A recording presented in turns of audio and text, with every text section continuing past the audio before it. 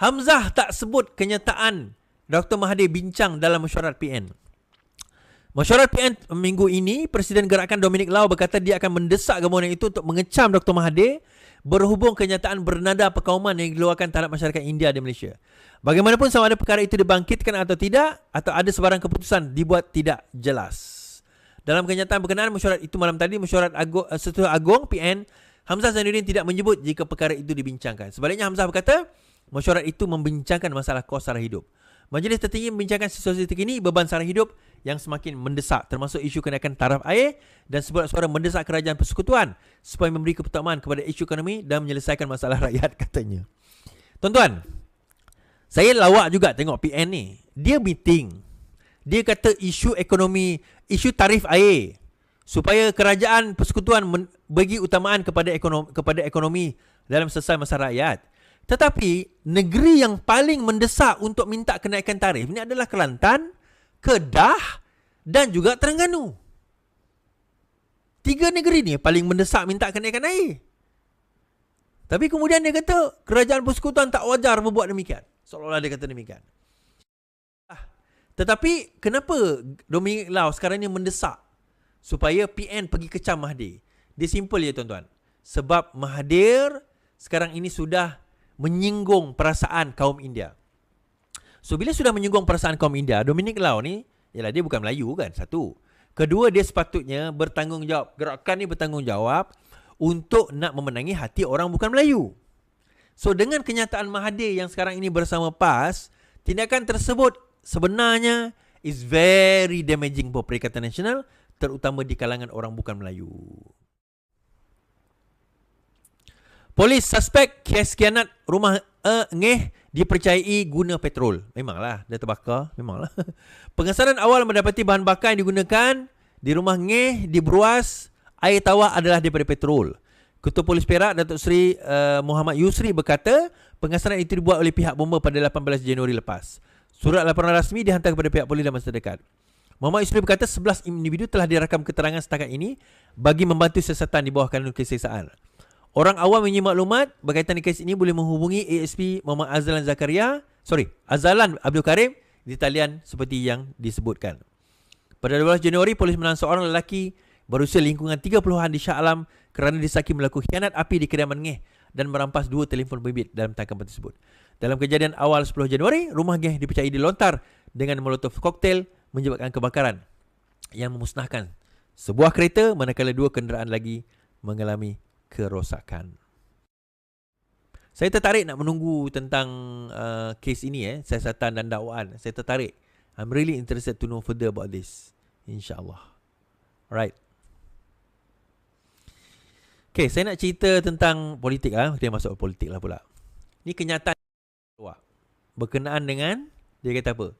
Tiada keluarga patut jadi lebih kaya dari negara, Saleh. Tiada warga negara atau keluarga seharusnya lebih kaya daripada negara, kata bekas Menteri Saleh Sekeruak. Dia berkata ini kerana individu atau keluarga itu kemudiannya boleh memberi pengaruh yang tidak wajar terhadap negara dan tabik urusnya. Kita tidak seharusnya membenarkan keadaan di mana rakyat atau keluarga persendirian boleh menjejaskan kepentingan awam. Tetapi jika rakyat atau keluarga persendirian jauh lebih kaya daripada pemerintahan negara, mereka boleh mengawal dan mempengaruhi keputusan utama kerajaan serta sistemnya. Okey, saya nak komen. Pertama sekali, saya tak setuju dengan Saleh Keruak mengatakan bahawa individu tidak boleh lebih kaya daripada negara. Sebab kita kena faham negara kita adalah negara kapitalis. So, pemilikan individu itu adalah sesuatu yang bukan mustahil dan tidak perlu ditakutkan. Jadi bila kita buat kenyataan sedemikian, seolah-olah kita nak kata negara ni tidak membenarkan orang jadi kaya. Tak ada masalah jadi kaya, cuma jangan terlalu kaya. Define terlalu kaya. So what if kalau pendapatan dia lebih daripada negara? Di US, tuan-tuan, ramai orang ada pendapatan, bukanlah ramai, 1% atau more less than 1% lah. Dalam 1% tu ada 10% di Amerika ada 1% orang paling kaya. Daripada 1% tu, 10% daripada 1% itu, kekayaan mereka lebih banyak daripada negara-negara di dunia ni. Antaranya Jeff Bezos, Amazon, apa orang kata, Google, Facebook, YouTube. Kekayaan mereka lebih kaya daripada sesetengah negara di dunia ini. Even beberapa negara combine pun mereka lebih kaya. Elon Musk umpamanya. Jadi bila kita buat kenyataan sedemikian, seolah-olah macam kita kata negara ini tak membenarkan rakyat untuk mencari kekayaan. Seolah-olah macam tu lah, walaupun hakikatnya tidak, tapi seolah-olah sedemikian. So for me, that is not a good message to send. Kita nak marah Daim tu satu hal. Tetapi kita dalam masa yang sama kata jangan ada kekayaan, itu satu hal. Dia macam ni tuan-tuan. Bagi saya, dia tak ada masalah nak jadi kaya. Lebih kaya daripada negara pun tak apa.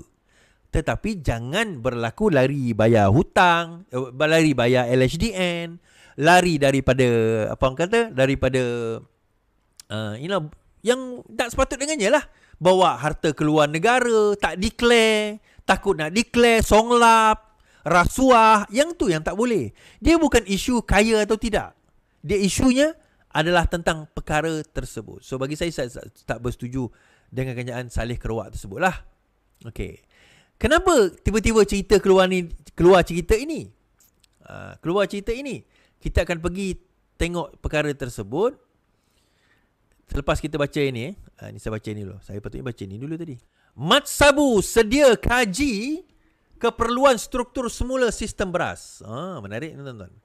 Kerajaan bersedia meneliti keperluan penstrukturan semula sistem beras untuk mengelakkan berlaku penyelewengan atau sindiket kartel dalam industri padi dan beras negara.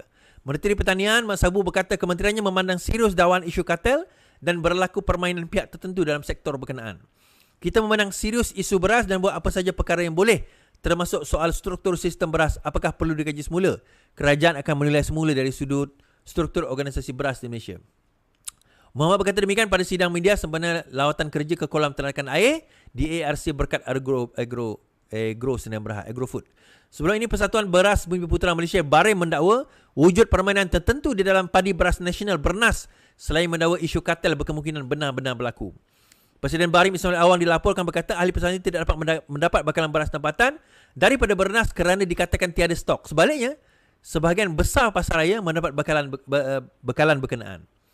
Muhammad berkata beberapa isu berkaitan industri ini masih dalam perancangan Suruhanjaya Persaingan Malaysia dengan Pejabat Kawalan Padi dan Beras. Sekarang ini masih di peringkat pembincangan dan jika apa-apa berlaku penyelewengan, tindakan akan diambil terhadap mereka. Tuan-tuan, saya nak cerita satu perkara. Isu Bernas ni, ada kawan saya sendiri yang, ni saya tak pernah cerita sebelum ni, saya ceritalah. Dia bekerja, dia kata dia pernah bekerja ke atau dia sedang bekerja dalam Bernas di Sarawak. Kita Sarawak pun ada satu tempat untuk simpan Sarawak ke? Simpan ni lah untuk store beras. Isu dia kata adalah, adakah benda itu diutilize sepenuhnya? Itu satu persoalan.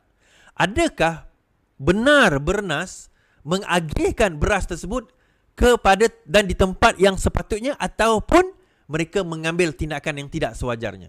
Now, Barim tadi mempunyai satu justifikasi untuk mereka concern tentang perkara ini. Kerana apa? Nah, bila kita tengok dan kita teliti, bila kita tengok beras di pasaraya besar, dia tak ada isu. Tapi bila melibatkan pengeluar tempatan ataupun penggerai tempatan ataupun orang-orang tempatan dan sebagainya, bukan pasaraya besar, mereka menghadapi isu beras.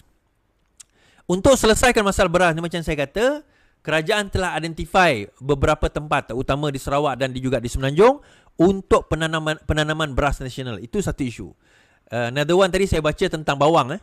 Kerajaan juga telah identify satu tempat yang memang sesuai untuk tanaman bawang. Right.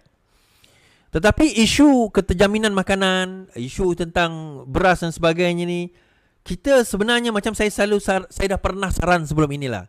Mungkin saya boleh saran balik kepada Mat Sabu dan juga Menteri Pengajian Tinggi, bahawa kita sepatutnya kena wujudkan balik Universiti Pertanian. Atau yang sewaktu dengannya lah, berkenaan dengan Universiti Pertanian. Kita kena wujudkan balik.